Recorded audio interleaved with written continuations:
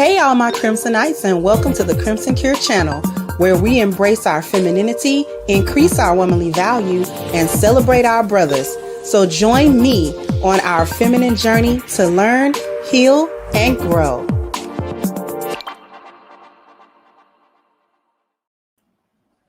Hey everybody, how we doing? How are we? Are we doing well? Hopefully we're doing well.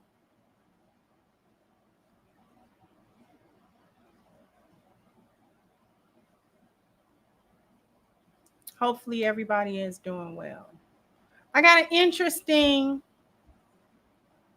topic to discuss today. And it's mainly about wifehood. We may spin off into some other things because I think we really need to talk about this subject matter. And I also saw something that I need to talk about too. So we're going to save that for the next live stream because Miss Candace Owens did like a, you know how you sit at the desk and then you take on 20 people with an opposing view to yours. And one of the people that she had a conversation with was Princella. And I thought that's an interesting matchup. That's an interesting matchup. So I want to actually watch that entire thing just to sort of get thoughts on that. That had to be, because the snippet that I saw of her and Princella talking was very interesting in and of itself. It's interesting because both of them, I don't agree with a lot of what they say. I disagree with Princella more than I disagree with Candace, depending upon certain subject matter. But both of them are actually well spoken. Whether you agree with either of them or not on their viewpoints on any particular topic, they actually are rather well-spoken people. They are well-spoken women. They can get their point across, whether you agree with the point or not.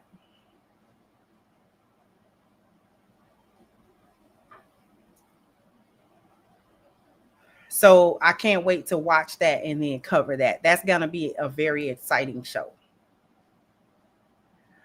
But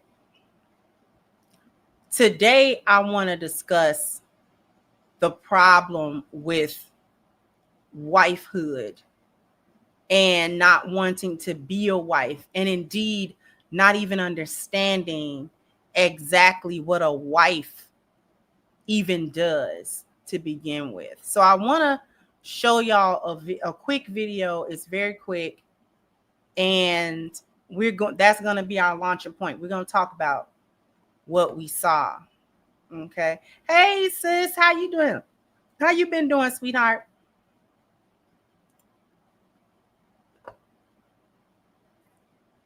So let me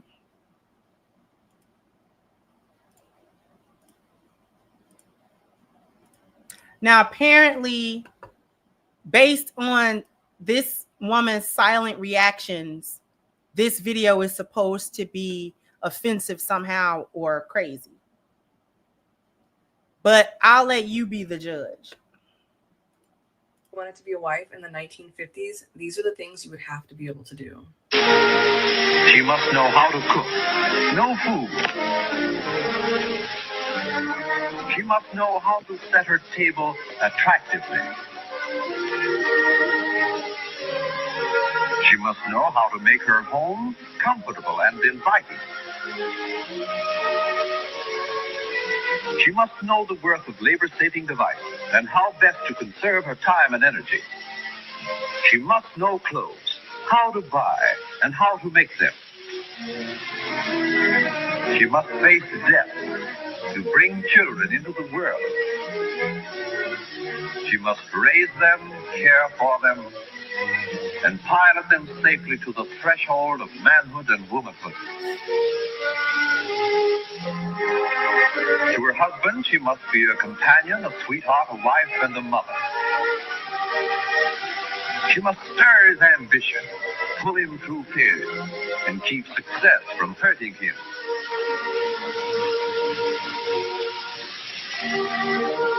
She must make social contact. She must widen her own horizon and find time for culture.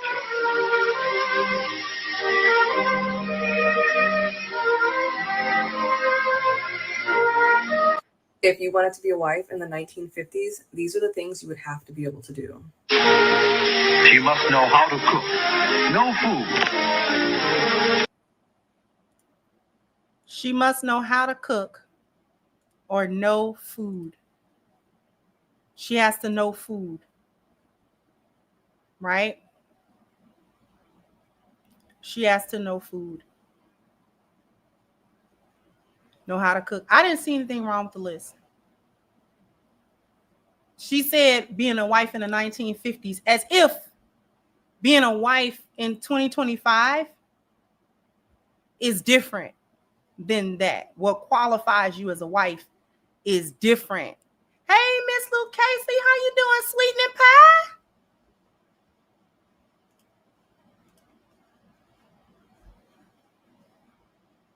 Okay. Knowing how to cook and knowing food. Knowing how to put food together. Right? Whether you are a person that has to rely on recipes, there's nothing wrong with that. Most cooks, home cooks, rely on somebody's recipes or they make the recipe up. If you really understand food, you can make a recipe. If not, if cooking is not your strong suit, you can still become serviceable at it with YouTube University, various forms of cookbooks, recipe sites, things, like that. You're on your phone all day anyway. Find something you might want to cook. Type in ingredients. Even if you don't know a dish, if you type in ingredients, usually the internet will come up with dish ideas for you to make based on the ingredients that you have at hand. So cooking is not everybody's passion, but you can become proficient at it, decent at it, even if you're the type of person that has to follow a recipe strictly, even if you have to follow a recipe very strictly because you don't know flavors and flavor profiles and which food go with other food and things of that nature. That's not what you do. That is what cookbooks, recipes, Google, and YouTube is for. That is what that's for. Follow the recipe meticulously, and that will teach you actually cooking techniques. You can learn it. And understanding food. Everything does not have to come out of a box or a can. You can make fresh, good food. It doesn't take a long time. Food does not take as long as people think it takes to actually cook a well-balanced home-cooked meal. It don't take that long. And when you start stretching into an hour or more, 2 hours, 3, that means you're cooking several courses for several people. Okay? So food does not take that much. It's not that much of a time investment as you think. Okay? Back in the day, we had to watch our mothers and grandmothers in that kitchen. And if you didn't watch her carefully, you did not learn those recipes. Grandmas used to have them little recipe cards. They'll put their little recipe on the index card. They used to actually sell that. That used to be a thing. A case. It was a small case where you put the 3x5 index cards, and they were recipe cards. They had the little design on there, and you put your recipes on those cards. You wrote them down as you created them or what have you. And you section them off. These were your meat dishes, your seafood dishes, your desserts, your breakfasts, things of that nature. So cooking is not that big of a deal. And women today feel like they should not have to cook, or they are looking for the men to cook. If your man is the cook, then that's fine, right? If he's like, because there are many men who are chefs, who are professionally trained cooks. Many men have the passion for cooking. So I don't see that as a feminine thing necessarily. There are a lot of male cooks and they are very good at it. Okay? So if he's the chef of the house, he probably wants to take the bulk of the cooking because that's what he does. But even so, you still have to know that. Long time ago, I was watching a little video segment of Chef Gordon Ramsay and his wife, and they were doing an interview, and they were asking her, do you do the cooking? Like, you married to Chef Ramsay. Do you do the cooking? And if you do, does he criticize your cooking? And she says, I do the cooking. We know he's the chef, but I do the cooking. And he does not criticize my food. It's simple. My food is very simple. I admittedly, I do not know everything that he knows about cooking. He can cook circles around me. He can cook circles around most people, but he doesn't complain when I make food. Okay, he eats it like any other husband. You know, he'll give me pointers here and there if he see I need help, but he doesn't like ridicule and criticize and nitpick because he's the chef and I'm not. And so I thought that was a wonderful approach, given the fact that we know that man can cook. Okay. So cooking is something that I actually take pride in. I'm not going to say I got a passion for cooking, not a passion, like I wouldn't have wanted to be a professional chef, but I do take pride in being able to cook and my knowledge of cooking, my knowledge of food, flavors, things of that nature. Like I can go in the kitchen and put something together, recipe or not. And it won't be, oh God, don't put these two things together no more. Like, no. Right? So feminism got women thinking that this is a form, some type of slavery, to get in the kitchen and to cook, whip up a nice meal for you and your husband. It's not a super huge deal in terms of time and energy expenditure. You don't have to be a world-class Michelin star chef. It doesn't have to be, a French cuisine, 5-course meal. You don't have to do that. It just has to be good food, tasty food. Don't burn it. Don't undercook it. Right? Don't overcook it. Don't undercook it. Put some flavor on it. Most men will eat what you cook if it's not nasty and if it's not crazy. Okay?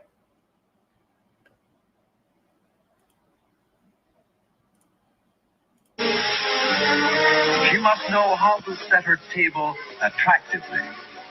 Now, this one is one that is lost to time. We usually don't set tables anymore or have formal dining tables or formal dining areas. Some of us don't. Some of us, apartments don't have the space for that. There's no specific place for formal dining room, table, and settings. So that's kind of lost to time. We are not in the time period where that's a big deal to be able to set your table properly and things of that nature. But if you take an etiquette class or if you just simply research it online, if that's something that appeals to you, you do want your table set nicely, like in a perpetual setting. The plates are here, the forks and spoons, you know, the cups are there, the placemats are there, and things of that nature. That's perfectly fine. She must know how to make her home comfortable and inviting. She must know the worth of labor-saving devices and how best to conserve her time and energy. She's got to know how best to conserve her time and her energy and know the value of time-saving devices.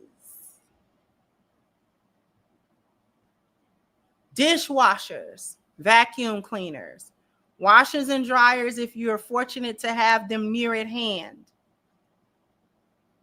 These are all time savers. Our grandmothers, some of us, our mothers, did not have these things at their disposal. I remember growing up, we never had a dishwasher. That was some hoity-toity rich stuff. Okay? I grew up, we didn't have a shower. Showers were not common. You had a bathtub.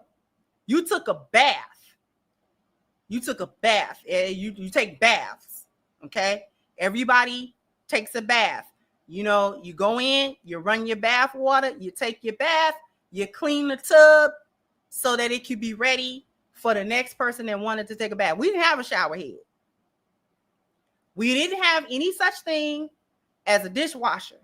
And we did not have a washer and dryer. That was unheard of. We were very poor and we didn't have that. I used to wash clothes if we didn't go to the laundromat. If we didn't have money to go to the laundromat,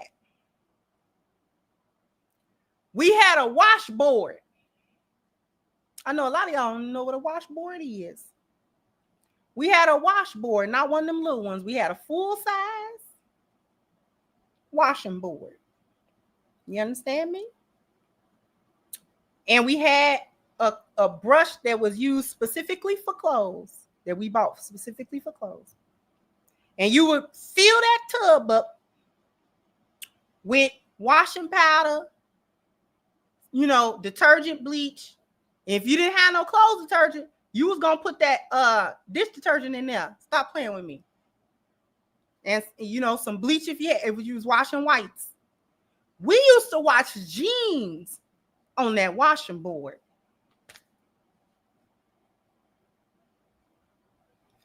Jeans.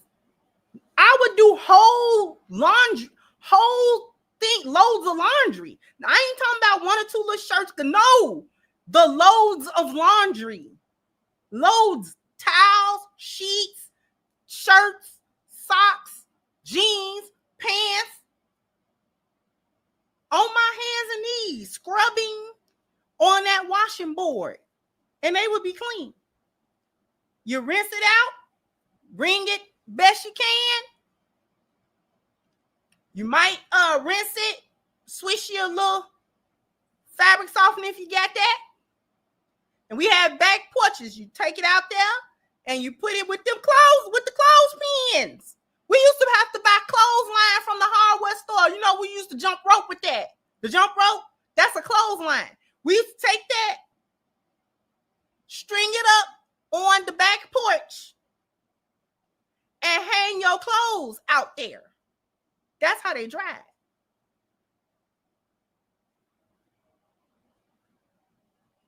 You know how long that take to do whole loads of clothes? Whites and colors. You know how long that take? Because only one person can be in there, so you can't get no help.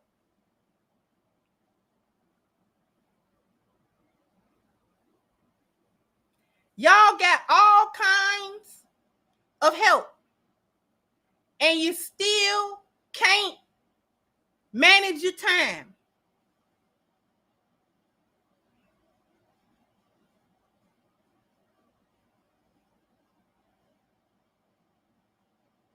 I don't understand how you wasn't able to do that. And when you was done washing clothes in the tub, go back in. Now you got to go back in there and clean the tub.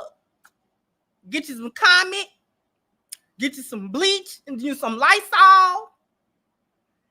And with that scrub, and go in there and scrub the tub, scrub that out.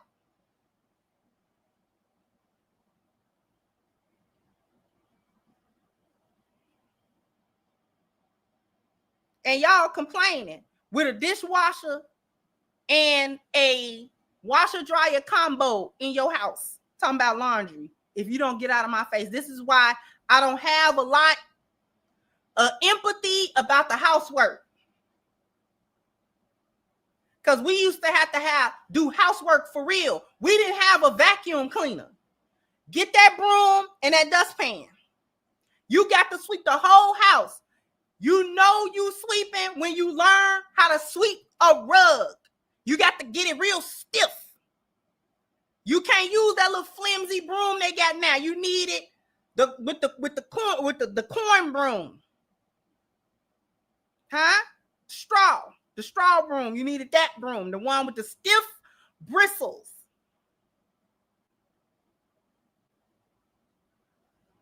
Y'all know what I'm talking about? And you swept vigorously the rug.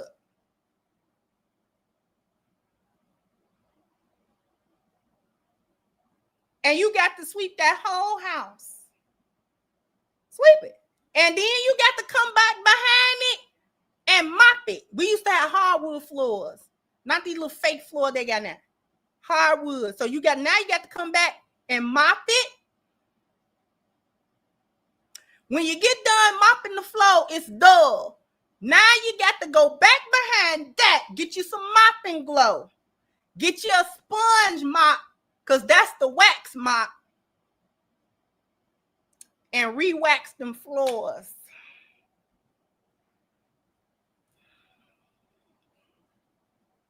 That was how you cleaned the floor.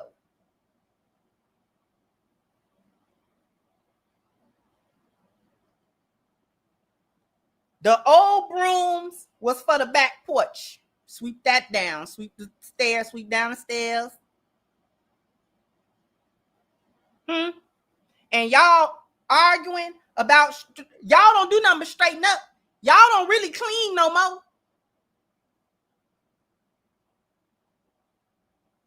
Saturday weekend cleaning was a thing.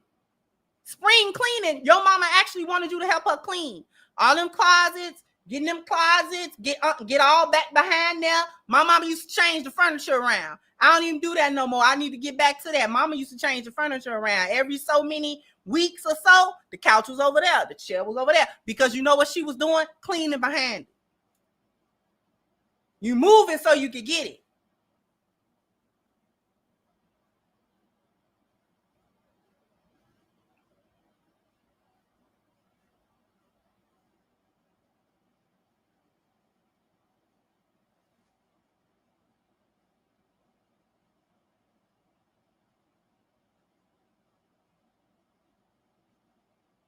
That used to get on my father's nerve too. Because when he was like, every time I come in here, I bump myself because I ain't expect the table to be right. I'm sorry. I had to move it around. My mama was real big on moving the furniture around. I really do need to get back to that. I actually missed that. It changed the energy in the house. Let's get back.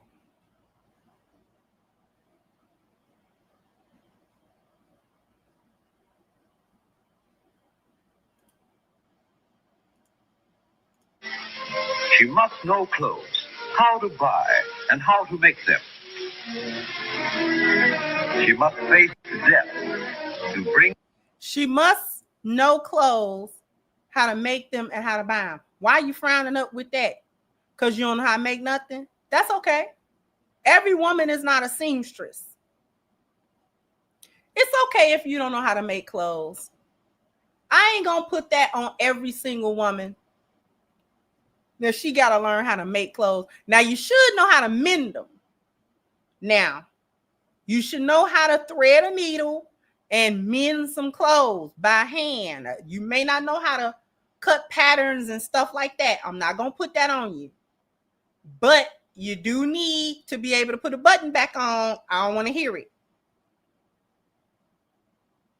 Okay? They got all kind of videos for that too on YouTube. That is not a lost art.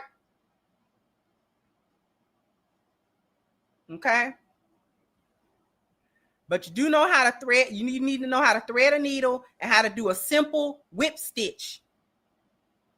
Okay? Do a simple whip stitch or a back stitch.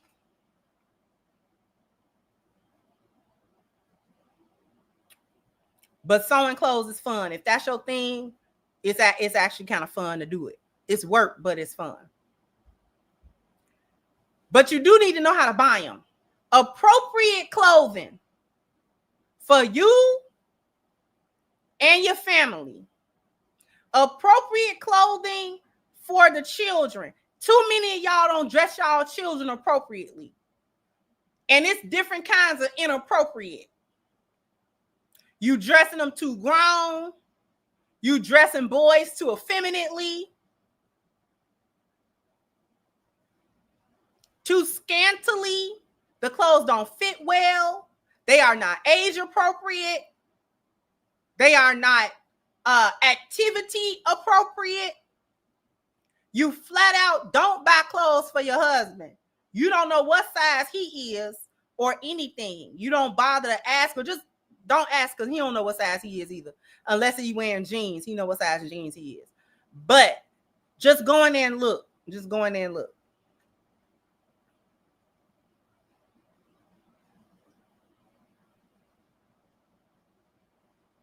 And just keep a tab on it.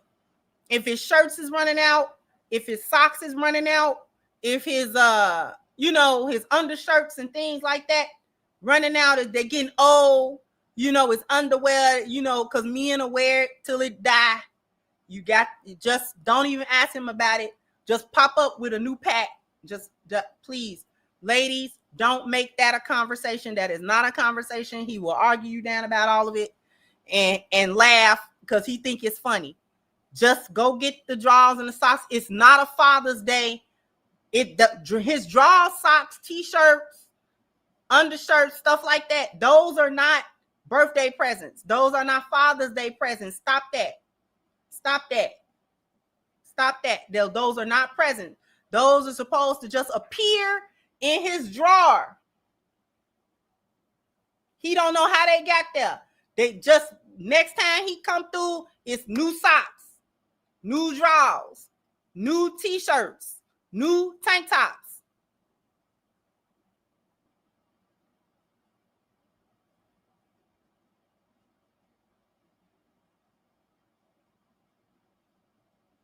Next time you in the store, you think of somebody else besides you and realize, because if you were washing his clothes, then you know what kind of condition they in. Do you understand?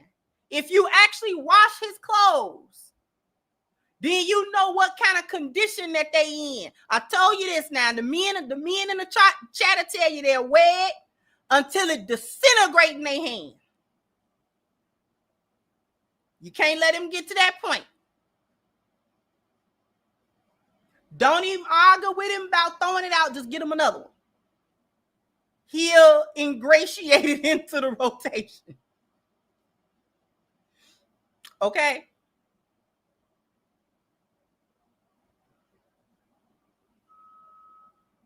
Because that's not what he's thinking about. If he lived by himself, he would think about it. But if he has a wife, he automatically shifts certain things to you.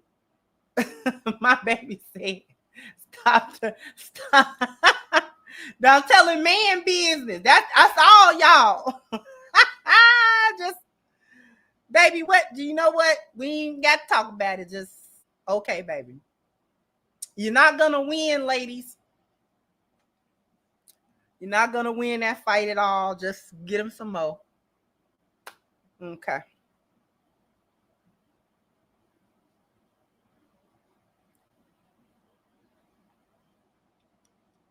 But the clothing be inappropriate. It's not age appropriate. Like I said, it's not activity appropriate. It's not gender appropriate.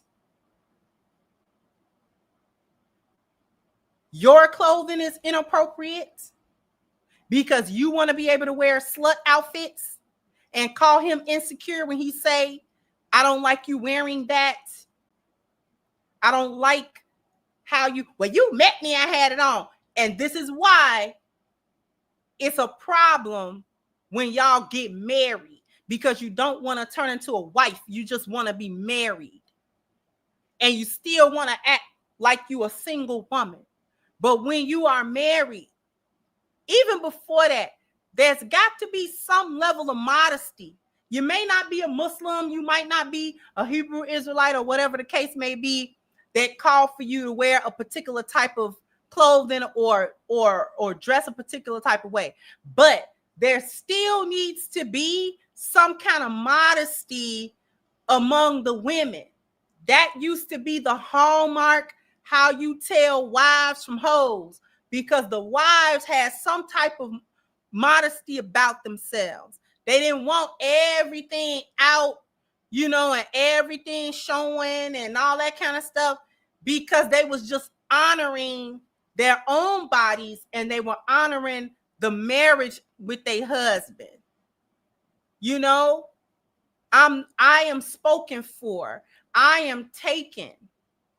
I'm not open for business. I'm closed for business. And a lot of y'all still don't want to think clothes indicate to strangers what you are about. And it absolutely indicates to strangers everything that you are about. They're going to make assumptions. They're going to make judgments. They're going to make, you know, they're going to formulate an opinion about you based on how you presented yourself. And how you presented yourself has a lot to do with your clothing, has a lot to do with your hairstyle and the way you speak and the way you walk and the way you talk and the way that you interact with people. It is a lot to do with that. So trying to dismiss that, trying to wiggle your way out of it as if your husband does not have a say in how his wife is representing not only herself, but him in the street. See, that clothing is the appearance value. I don't know what y'all are around here doing. What are y'all doing? Y'all still want to be perceived as sexy and this and that. But let that be for your husband, for him to perceive how sexy you are.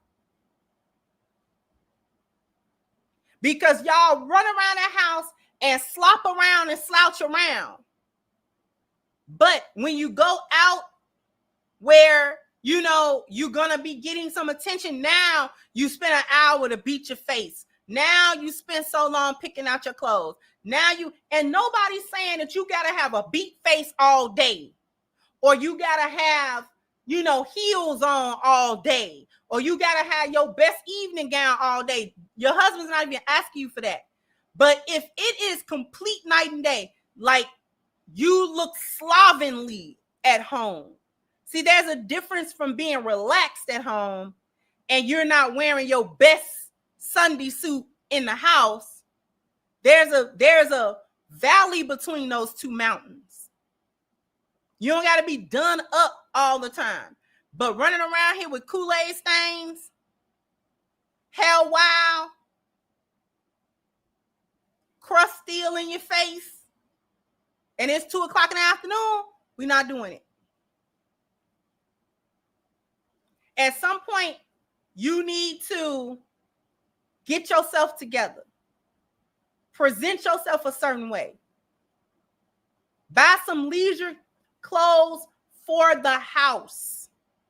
Go to you're on Shein anyway, Temu anyway. Those are the perfect places actually to buy home clothes. Whatever strike your fancy. You want to wear little shorts in the house? That's a perfect place. You want to wear a little two-piece little thing? Perfect place. You want to wear little skirts? Perfect place. You want to have little house dresses and little dresses?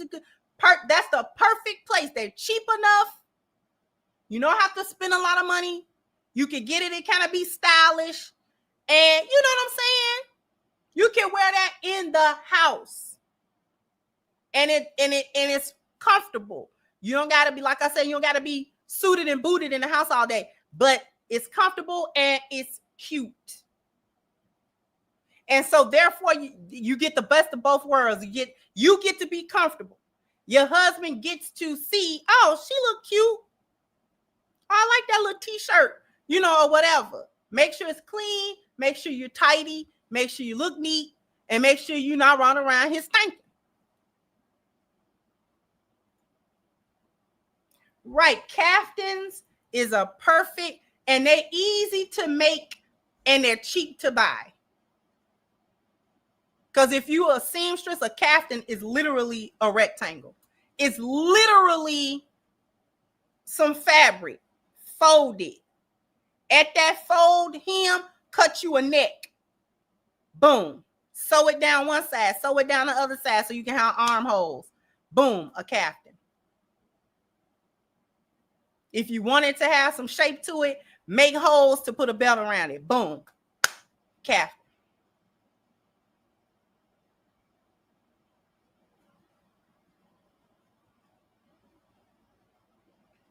We're going to do a quick commercial break, and then we're going to come back to this list. But after these messages, we'll be right back. So I need everybody to go to ashkicking.com to get some of the best body butter that you will ever have. If you're trying to keep your skin looking and feeling its best, I get you. I hear you. So what you need to do is click the link pinned to the top of the chat, ashkicking.com. If this is going to be your first order, please take advantage of the 10% discount. Okay? Using the promo code Crimson at checkout. Once again, the link is pinned to the top of the chat, ashkicking.com. Right? I owe you guys a bam, bam, bam, bam. You got to hit the like button. Bam, bam. You got to go ahead and hit the like button. If you're not subscribed, check and see if you subscribe. Hit the subscription button as well. Thank you, Miss Lou Casely, for your super sticker and your support. I appreciate you, sweetheart. Thank you, John Teals. And no washboard. Just stomped the clothes in the tub. Oh, yeah, that we did. We at least had a washboard. You pick them up for a couple of dollars at the hardware store. Thank you, 2323, Samantha Musa, and your sister Hasana, Ty Davis, sending support. Thank you so much. I appreciate you. Thank you, 44 Godson, for your super sticker. I appreciate you as well.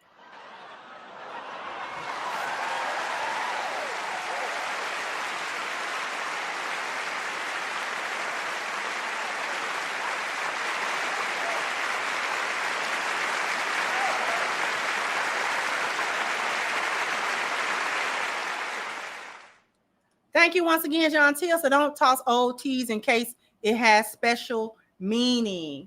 And thank you, Maggie. Hey, sweetheart, how you doing? Beloved said Modesty for the win. Her Lucy was here too. She is. And thank you so much.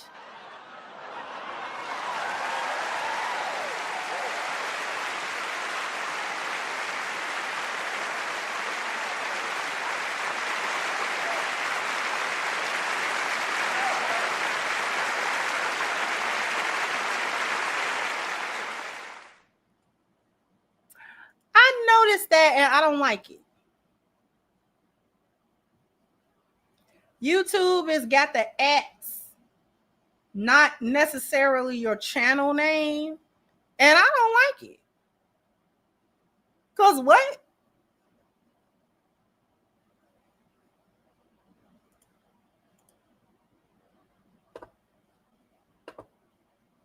What if it, don't figure behind me.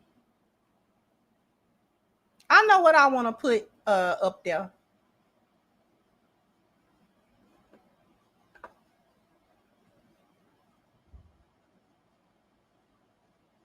I know what I want to put up there.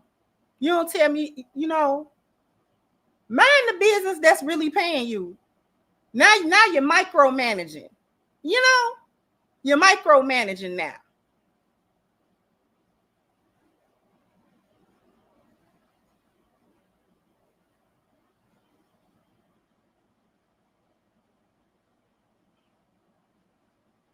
In any case, let's get back to what we talking about here.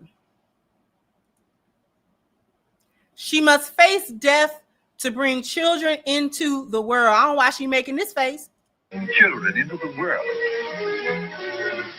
She must raise them, care for them, She gotta. and pilot She them. has to face death to bring them into the world. That has not changed. The frequency of maternal death has gone down with the advent of modern medicine. I grant you that, because that used to be a sure enough almost death sentence. Having them babies, this is a coin toss at this point. Don't have no complication. Okay? Don't have no complication as to where it won't come out before they figured out a cesarean section. A C-section, for those of you who didn't know that the C stands for cesarean.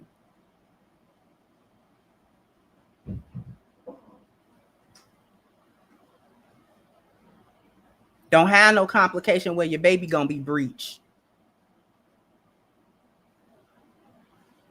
But that has not changed. This is why we keep saying marry before you carry, because you're going through, before we talk about death and the possibility of facing death,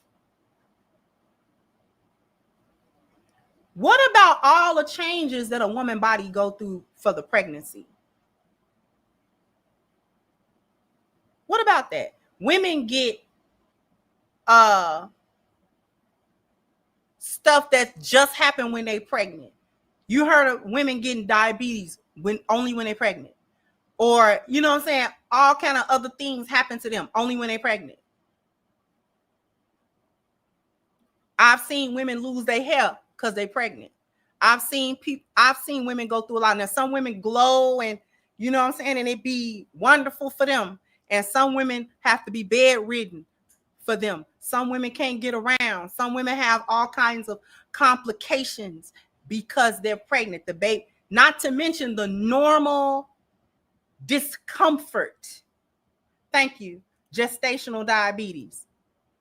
Not to mention the normal discomfort of having your womb go from this size to this size with a whole living being in it that's kicking your lungs and sitting on your bladder.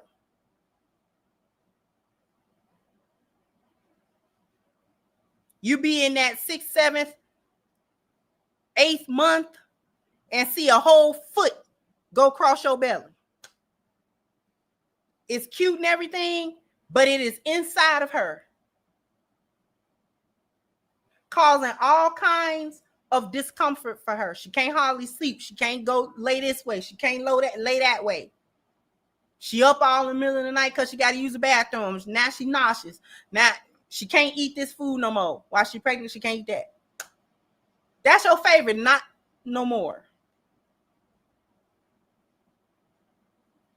This is why we say, do this only for a man that has married you and thought enough of you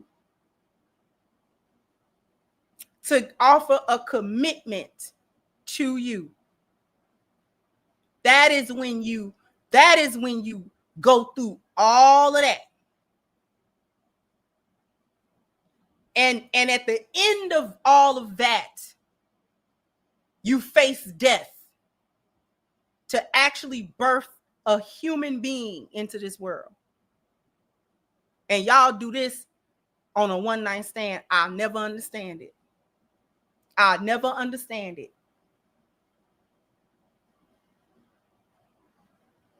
Then the hormone crash after. Bleeding for weeks, the pain, the hormone crash,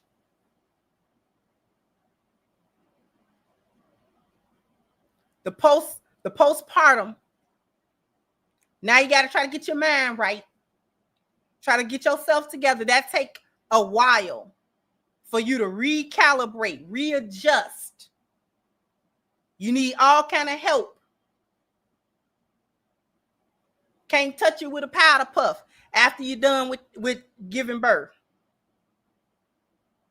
And y'all doing this for what kind of man? Y'all running around here doing this for what kind of man? Y'all don't even know these men.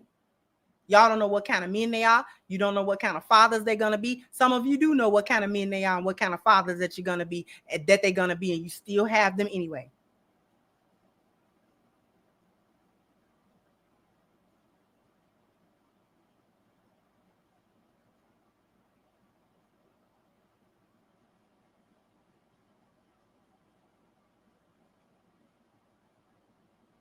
And y'all birth these babies out with not a thought in the world. Some of y'all got 4, 5, 6 kids, no husband, 4 baby daddies, 5 baby daddies. Nobody wanted to help you. Nobody thought enough of you. It's toxic relationships. Nobody is in love. Nobody has a duty. No one has a responsibility to you. You're in and out of court, in and out of arguing with him on FaceTime about why he ain't dropped the baby off, why he ain't come get it, and you gonna put him on child support. Then he arguing at you because why would you put me on child support? You know I ain't really got no job right now. That you doing that.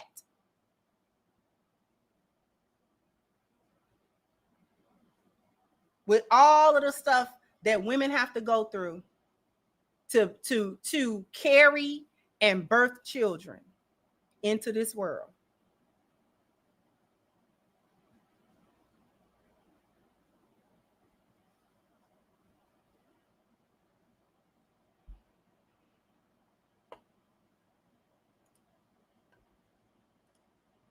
Safely to the threshold of manhood and womanhood.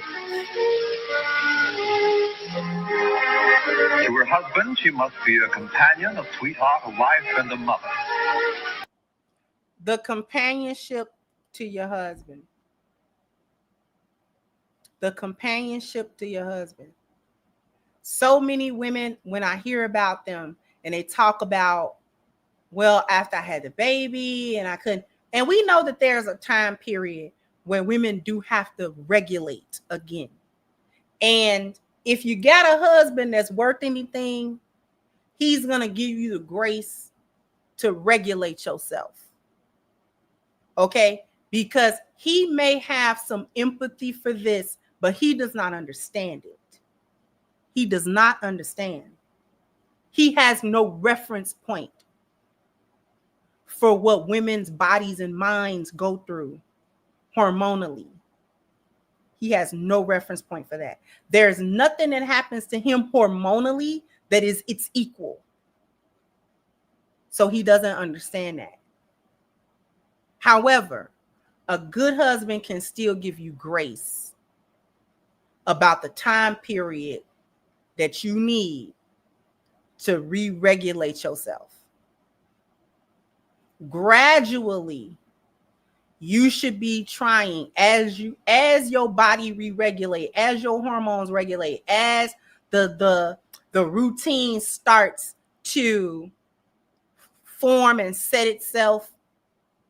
You have to turn your energy back towards the romantic part of that relationship with your husband.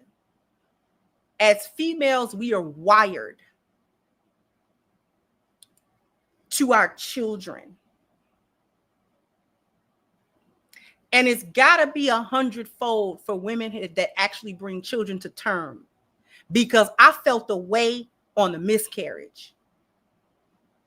Mine had not even formed. And I felt an attachment there. So it's got to be 100-fold for a woman that actually brings a fully realized baby all the way to term and birth it. We are wired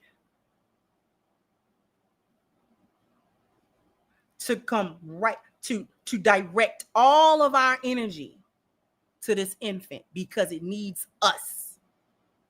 It don't need daddy as much as it needs us right now. Immediate.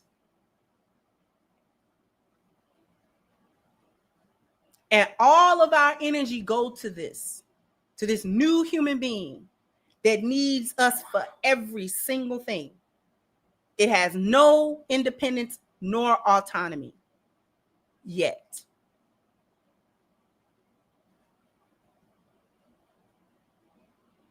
But eventually,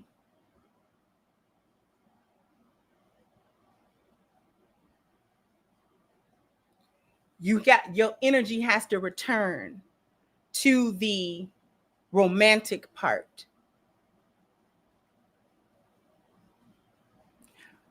New mothers, please don't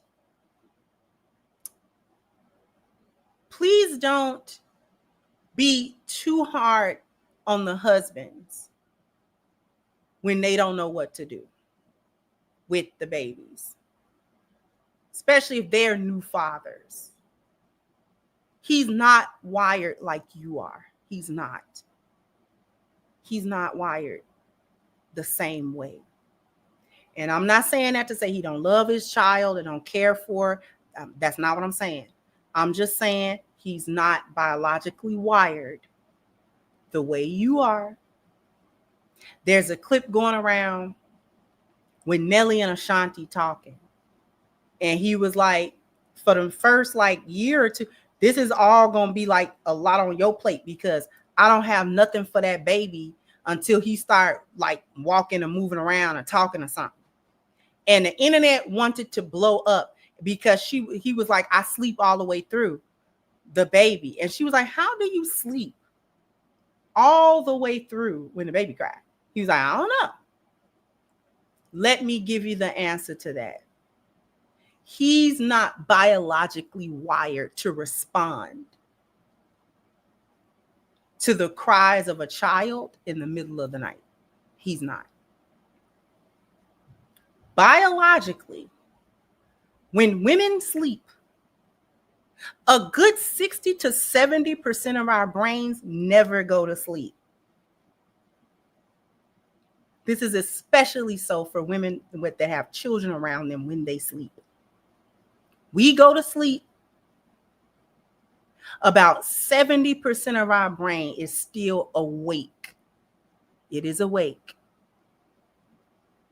Which is why at the slightest, we're up because we can hear it.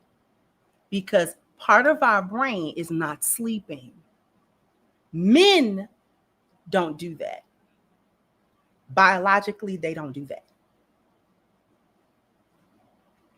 When he sleep, he sleep. When we're asleep, we're not asleep. And it is for that express purpose.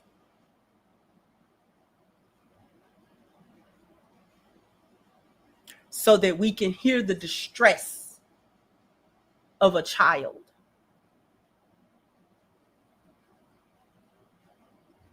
He's just not wired to hear it. That's why Nelly said, I don't know why I sleep all the way through it. Ashanti can't sleep all the way through it. She's like, he's loud. It's loud to her because that's her baby. Nelly didn't even mean no harm. We definitely can. All of those instincts come up whether it's our child or not.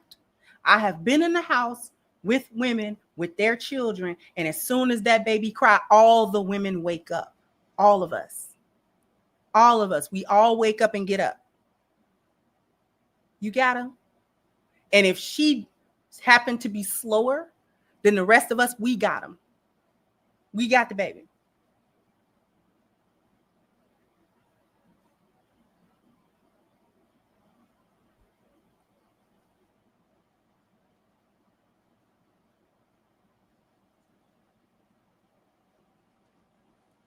Okay? We understand the different cry. We know the cry. And I've never birthed a single child, but I raised them. I know the cry. It's a different cry for the diaper. It's a different cry for sleepy. It's a different cry for spoiled. It's a different cry for hungry. It's a cry for pain. There's a cry for sick. All of that is a different cry.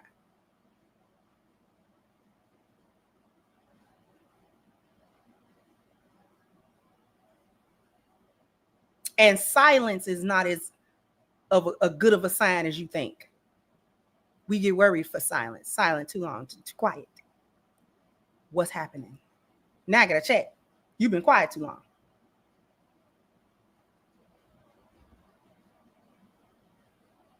She frowning up.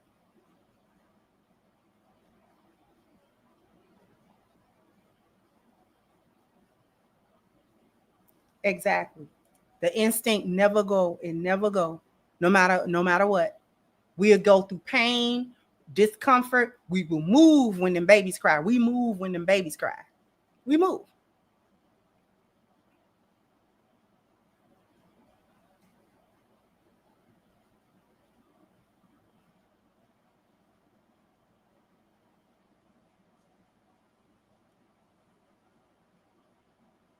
Exactly.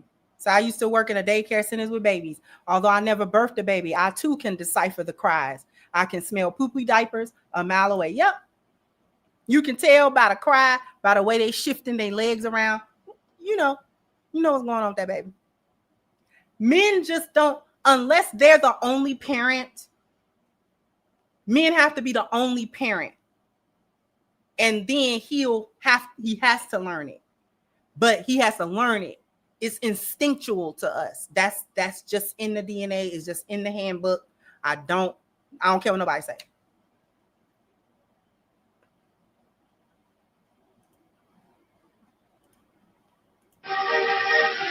She must stir his ambition, pull him through fears, and keep success from hurting him. She must stir his ambition, pull him through fear, and keep success from hurting him. There's one word for that. What is they talking about? They gave the definition. What's the word? She must stir his ambition, pull him through fear, and keep his success from hurting him. There's one word for that. What is it? Starts with an H, but it's not help me. What is she employing? Which quality? That's hypergamy. They just described hypergamy. That's hypergamy. That's how a wife demonstrates hypergamy with her husband.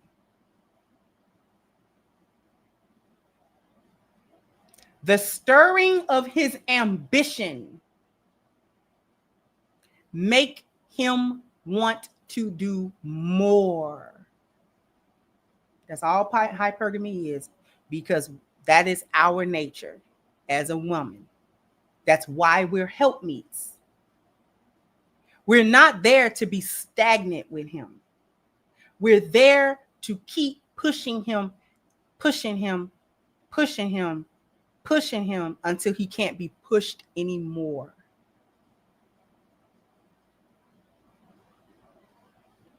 That is hypergamy.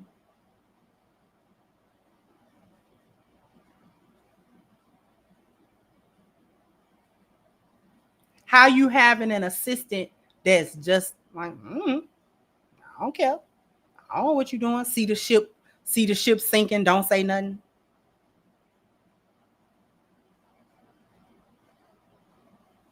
Stir his ambition. And what it say? Pull him through fear. What does he fear? What does he fear? Sometimes he fears success. Sometimes he fears success.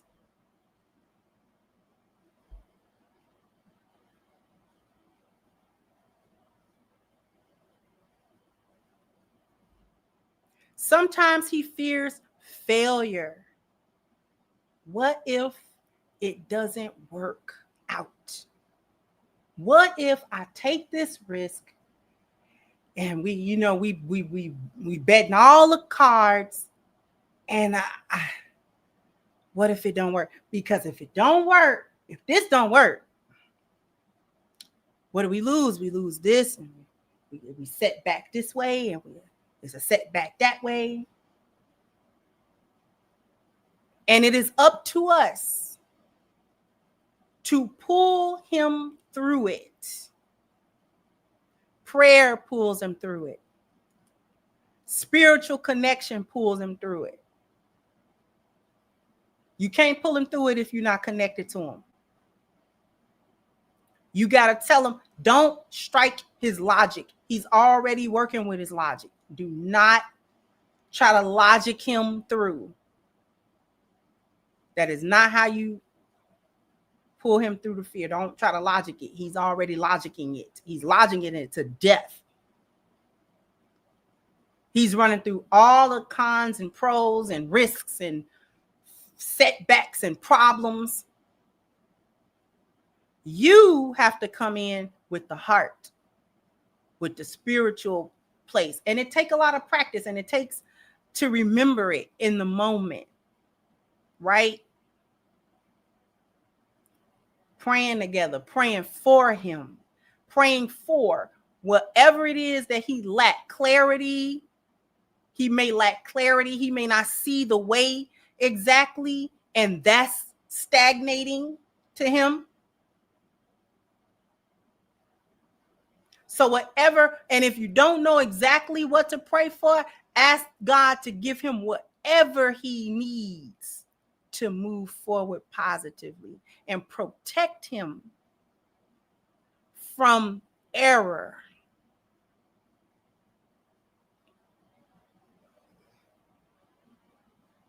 And then tell him it'll be all right. We're going to make it. We'll be okay. We good. We good, babe. Try to reassure if you can.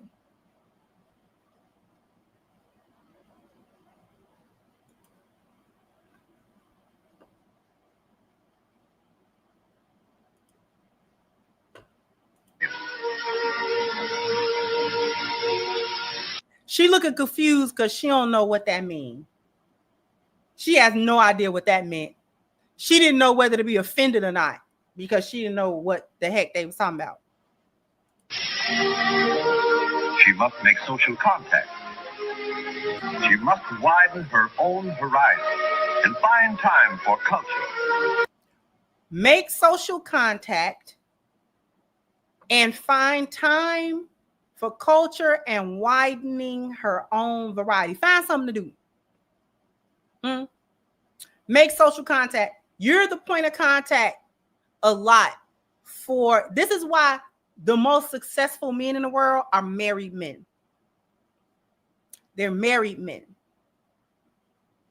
And the why, one of her functions is to actually be a point of social contact, to do all of the soft skills that he will not do, or that is not appropriate for him at the moment to employ.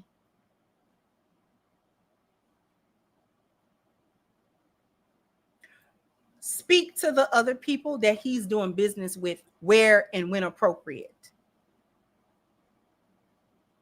If they brought their wives, you talk to their wives. Create the social net. You're part of the networking. That's what women do well. We talk. We like talking. Even those of us who may be shy, who may not be social butterflies, we still will try to manage energies and all that.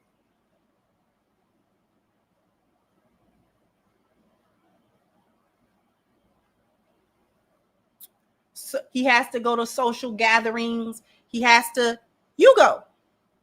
You handle a lot of the socializing. He gonna make his connections his own way, but you help that. You help that along.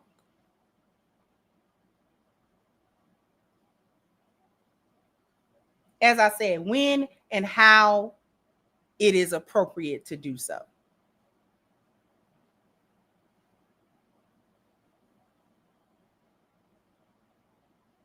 Find find something to do. She has to widen her variety and find time for culture. Find something to do.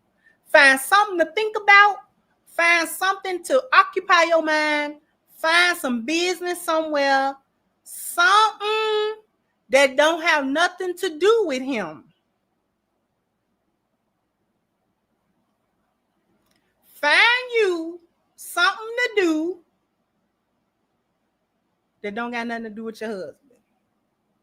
That is separate from him, that's even separate from them kids, because that helps to recharge you and help you to maintain a sense of who you are, your own autonomy, and your own like feelings and heart and mind, because in marriage you bond with him. Like he bond with you, but you turn into him. He don't turn into you, you turn into him. So as you are like melding into him, for lack of a better term, in order to kind of keep a sense of who you are, like who you are, that's what that functions as. Finding something positive, something good to do to occupy yourself that don't have nothing to do with him. Is separate from him. It's separate from his interests. It's separate and it is you. There's nothing wrong with that.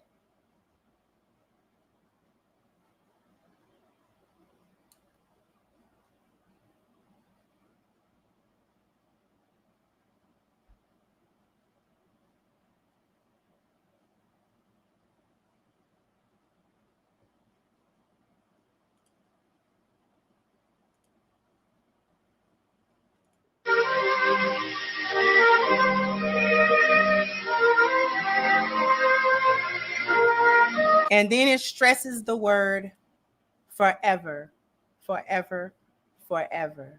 And it shows the obituary section of the paper.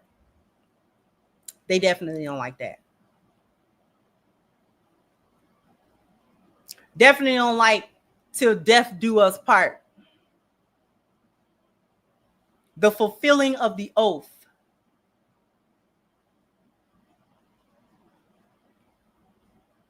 If you can at all fulfill that oath, fulfill it. Only in the most egregious situations should that oath be broken.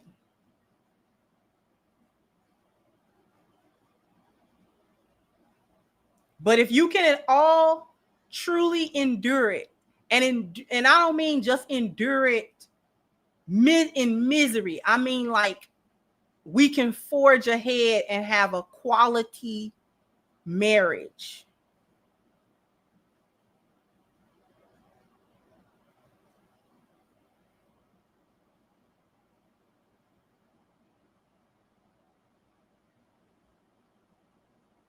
It is a serious oath. And as I've covered before, the oath lost its sacredness when we start pledging it to the state and stop pledging it before Allah. When we decided that marriage is not a sacred union in the eyesights of Allah subhanahu wa ta'ala, and we decided that it was a transaction to be done by the state and between us and the state, that is where I believe that it lost its sacred status in the minds of the people.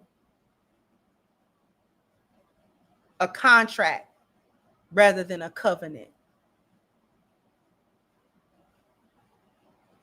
That's why it's so easy for people to leave it, for women to drop it, to say, I'll stay only if, I'll stay unless. We already know what the extremes are. We already know what the boundaries are.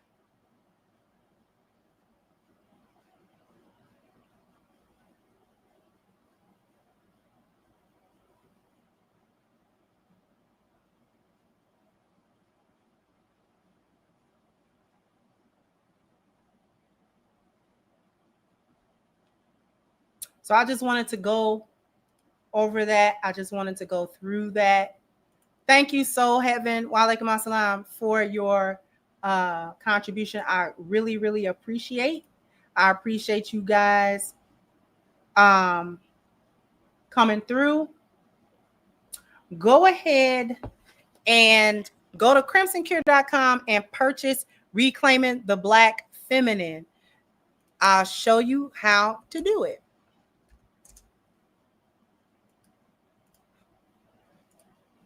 All that you have to do is go to crimsoncure.com, and it'll take you to a beautiful, clean, simple website where you could book a session for coaching, or you can come down here and make the purchase for Reclaiming the Black Feminine. Super easy, super simple process. Just click the PayPal Buy Now button. PayPal is very secure, and all of these things. So you don't have to worry about anything, and your book will be shipped to you as soon as possible. So all you have to do is go to crimsoncure.com and make that purchase for Reclaiming the Black Feminine. Once again, I want to thank you guys, for coming and hanging with me and chilling with me today. I appreciate all of you. Jump down into the comment section. Let me know what you think. Like, share, subscribe to the channel if you have not. Once again, I'm your hostess, The Crimson Cure, and this was my perspective.